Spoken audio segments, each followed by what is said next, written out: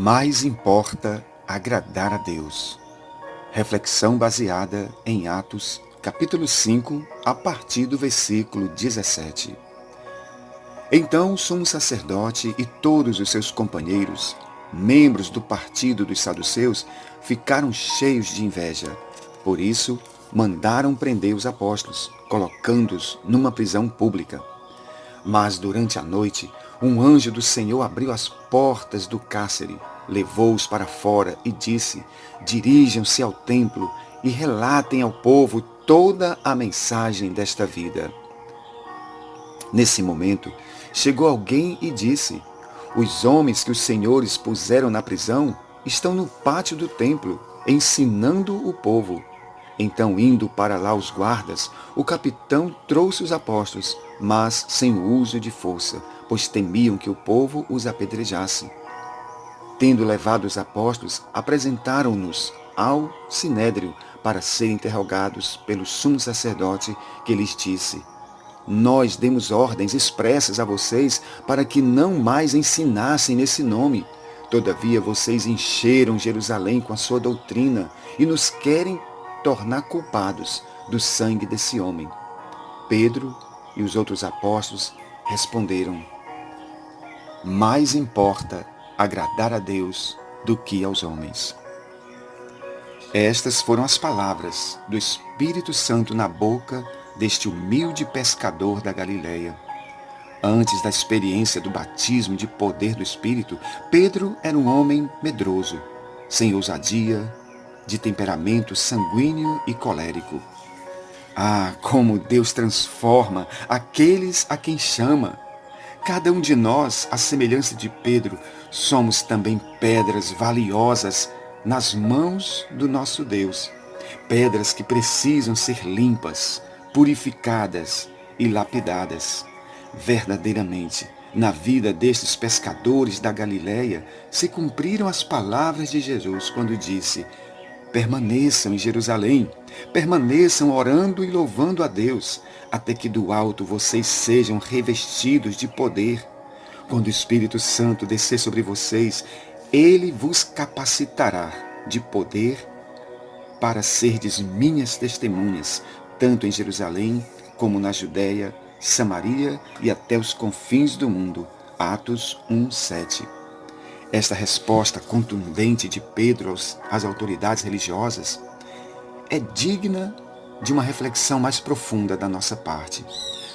Todo este relato pode ser resumido numa única frase: nada e ninguém pode impedir os planos eternos de Deus. E o maior de todos os planos de Deus é, sem dúvida, a salvação e o resgate do ser humano, criado para ser a sua imagem e semelhança. Vejamos como o Espírito Santo organizou na mente de Lucas este relato. Em primeiro lugar, ele aponta a inveja do inimigo, que fará de tudo para que este plano eterno não seja anunciado. No seu relato ele diz: então o sumo sacerdote e todos os seus companheiros, membros do partido dos saduceus, ficaram cheios de inveja, por isso mandaram prender os apóstolos, colocando-os numa prisão. Nós bem sabemos quem está por trás destes agentes humanos. É, sem dúvida, Satanás e seus anjos. Estes espíritos caídos e derrotados na cruz do Calvário farão de tudo para que a gloriosa mensagem do Evangelho não chegue aos nossos ouvidos. Pois, como disse Paulo, o príncipe deste mundo, que é o diabo, cegou o entendimento dos homens, para que não lhes resplandeça a gloriosa luz do Senhor. Felizmente, nada pode deter este poderoso tsunami espiritual.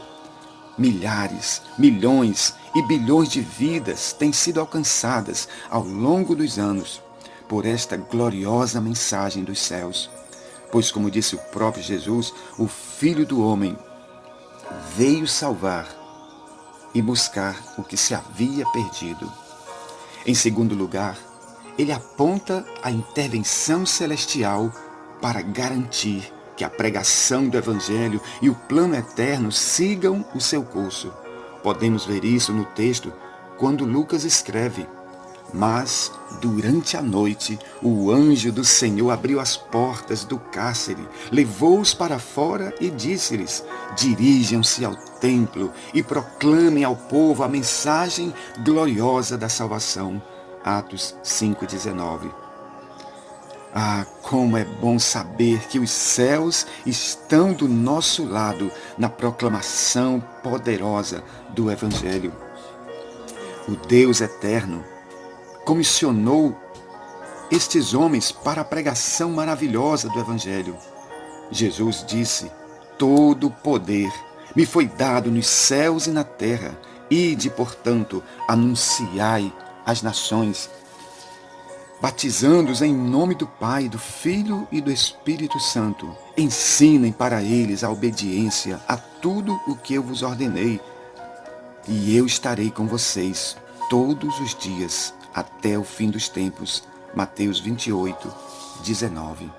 E em terceiro lugar, Lucas ressalta a participação humana na proclamação deste plano eterno de Deus, em especial na vida de Pedro. Quão significativas e profundas são as palavras do Espírito Santo na boca deste humilde pescador da Galileia. Diante daquela ameaça e afronta, ele disse: mais importa agradar a Deus do que aos homens. A quem estamos agradando? Quem eu e você estamos agradando hoje? Estamos agradando a Deus, ao mundo ou a nós mesmos? Será que estamos de fato agradando a Deus? Meus amados irmãos, não nos enganemos por causa da dureza do pecado que habita em nós. Jesus deixou tão claro nos seus ensinos que nós não podemos agradar a dois senhores.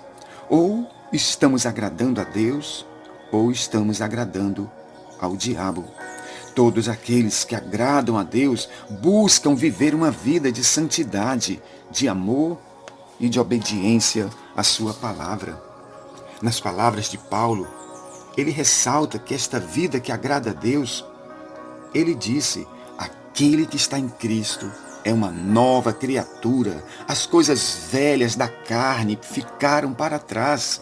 Eis que tudo se tornou novo. 2 Coríntios 5,17. Portanto, meus amados irmãos, todos aqueles que conseguiram ouvir esta reflexão até este momento chegarão à mesma conclusão que eu cheguei. A poderosa mensagem do Evangelho nos transforma completamente. Esta transformação não é momentânea, mas duradoura para toda a vida. Essa transformação é de dentro para fora.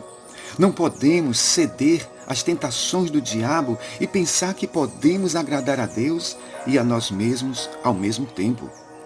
Mas isso é uma mentira do pai da mentira em muitos corações. Que a semelhança de Pedro, eu e você nos ergamos nesse dia e falemos em alto e bom som: mais importa agradar a Deus do que aos homens. Quanto ao mais, meus amados irmãos, sejamos sempre abundantes na obra do Senhor. Sejamos sempre firmes e constantes nesta proclamação e nesta vontade maravilhosa de servirmos ao Deus eterno. Que a graça do Filho, que o grande amor do Pai e que a comunhão do Espírito Santo permaneçam sobre todos nós neste dia e hoje e sempre. Amém.